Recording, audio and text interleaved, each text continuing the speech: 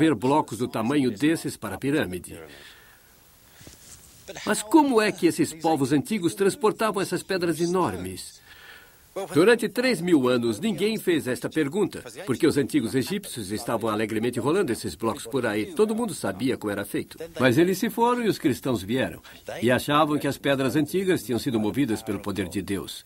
E que se você escrevesse uma prece num pedaço de papiro e o colocasse debaixo das pedras, poderia tirar uma flecha e o poder da prece iria mandar a pedra para o platô da pirâmide atrás da flecha. Nos tempos medievais, os rabinos disseram que Moisés as tinha feito com escravos da antiga Israel. No século XIX, arqueólogos britânicos que afinal estavam trabalhando numa situação colonial achavam que tinha sido feito por milhões de operários sob o governo severo, como os britânicos fizeram. Hoje, é claro, temos situações ecologicamente engenhosas, onde professores aparecem com pedaços de madeira e sugerem que se você molhasse isso e secasse aquilo, tudo ia pelos ares. O fato é que a verdade é bem mais simples. Alguns anos atrás, houve um congresso de arqueólogos aposentados num vilarejo na França.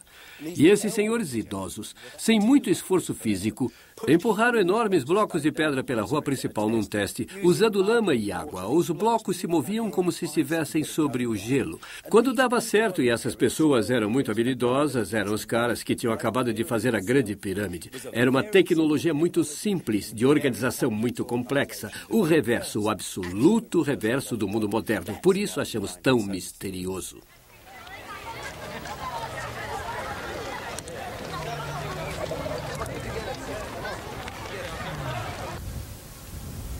As pirâmides desta primeira grande era de construção de pirâmides não são apenas as primeiras grandes estruturas de pedra do mundo, nem apenas as maiores, mas também as mais precisas.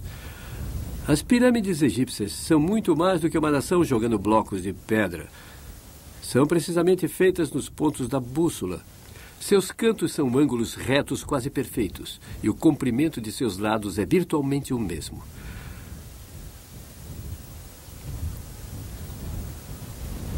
Com dimensões entre 180 a 200 metros, o erro máximo nelas é uma questão de alguns centímetros.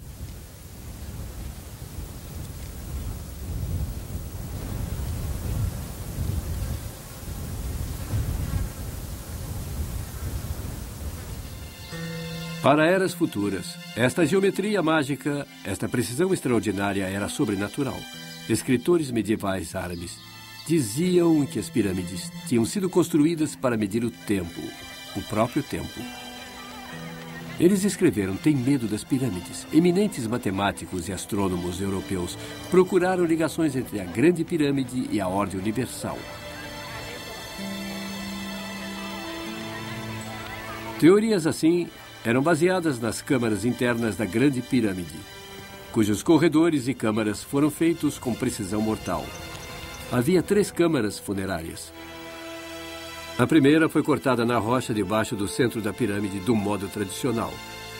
Mais tarde, um segundo corredor foi cortado e uma segunda câmara funerária construída no final dele. Mas essa também nunca foi terminada. E mais uma vez outro corredor.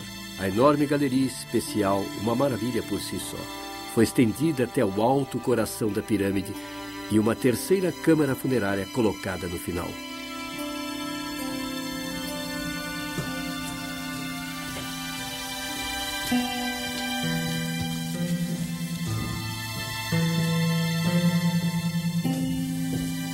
Para muitos ocidentais das últimas centenas de anos, tais simetrias assustadoras traíam a mão de Deus, assim como a Bíblia Sagrada.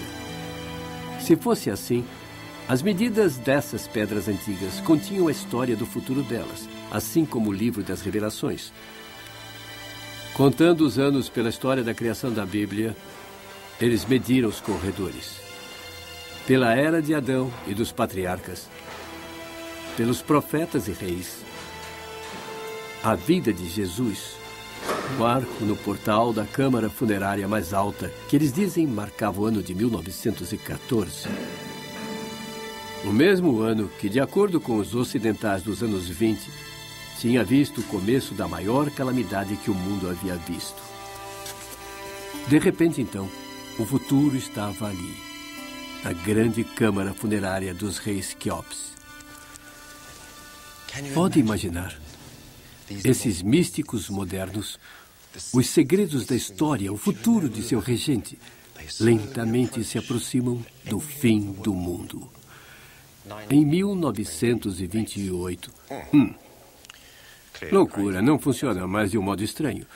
Essas pessoas tinham visto alguma coisa sobre a mentalidade antiga, alguma coisa sobre a procura da eternidade. Estas entradas de ar vão direto para as estrelas principais do lado de fora da pirâmide. Este prédio está trancado no paraíso. O chão, se você estendesse daqui uns 50 metros, a pirâmide em cima tem exatamente a metade do tamanho da grande pirâmide em sua totalidade. Existe uma geometria mágica acontecendo aqui. Estas paredes são tão precisamente construídas, norte, sul, leste e oeste, que só estão fora por centímetros de um grau o sarcófago. Antes dos turistas aparecerem, era tão perfeito que apenas instrumentos de medição modernos poderiam encontrar discrepância de tamanho. Então, os antigos também estavam interessados em algum tipo de afeição eterna. O rei tinha sido colocado no coração do Egito e no coração do paraíso, e o Nilo, afinal, corre do sul para o norte, e o sol cruza o leste para o oeste. Eles estavam buscando a eternidade e fizeram esta sala tão dura como um diamante, o mais perfeita possível, para que o rei e o Egito durassem para toda a eternidade.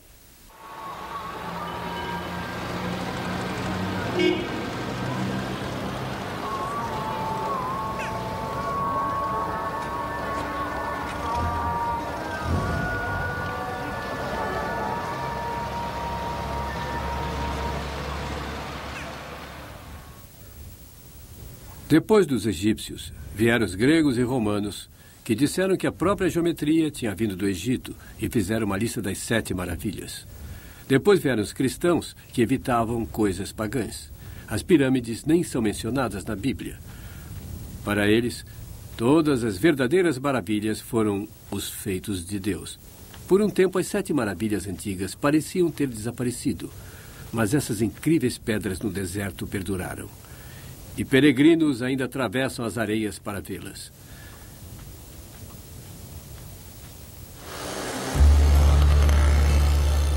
Então, as lembranças das maravilhas antigas faiscavam na imaginação do Ocidente.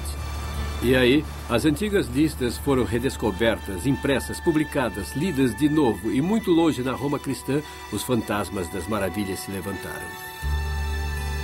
Uma estátua gigante de um imperador que tinha ficado ao lado do maior anfiteatro romano foi identificado como o colosso que ficava de pé na ilha de Rhodes. E o Coliseu tirou seu nome de uma das 7 maravilhas do mundo. A cidade se encheu com maravilhas antigas. As tumbas dos antigos imperadores de Roma pareciam jardins suspensos e tinham obeliscos e pirâmides muito diferentes agora. E templos também, e estátuas gigantes.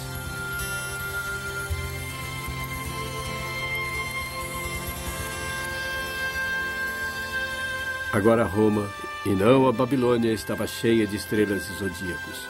Se tornou uma cidade mágica, cercada com uma muralha de ferro que cobria 7 colinas, uma para cada dia da criação e uma para o descanso do Criador.